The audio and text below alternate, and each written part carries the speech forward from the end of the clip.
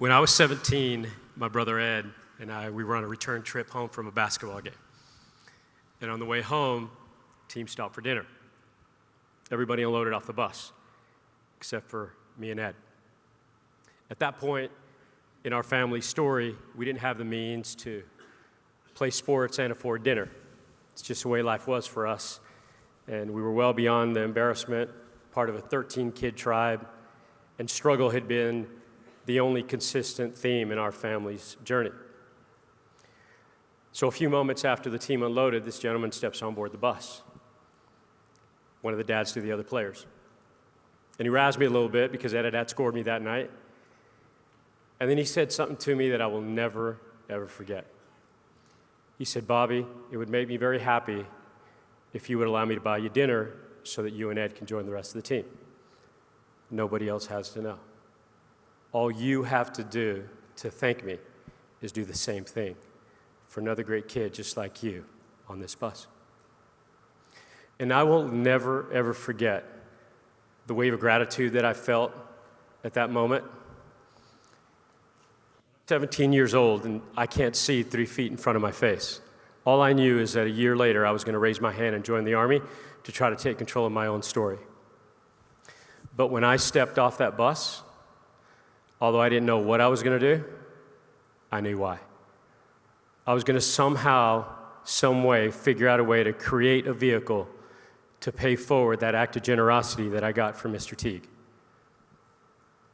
And 15 years later, when I started my company, that moment was raging like an inferno inside of me. But I made a big mistake. I was the only one that knew that story. And then when I finally mustered up the courage to tell that story, it created a connection, a kindness, and we were finally part of something bigger than ourselves. It gave us purpose, it gave us meaning. And although what we do and how we do it is profoundly important, it pales in comparison to why. I've been blessed beyond any dream I've ever had to pay forward that act of generosity that Mr. Teague gave me that night. So years later, I called him, and I'd shared the story with his son, but I'd never told Mr. Teague.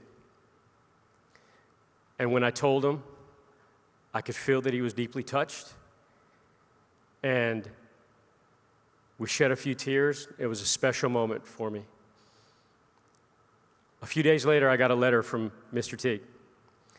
And in that letter, he told me, "I don't mind admitting to you the many tears that I shed during that call and after. You made me feel like my life had mattered. And I believe that above all, that's the one thing we all want. We want our lives to matter." I'd like to think that I would have figured out that way on my own. It's not a comfortable thought for me.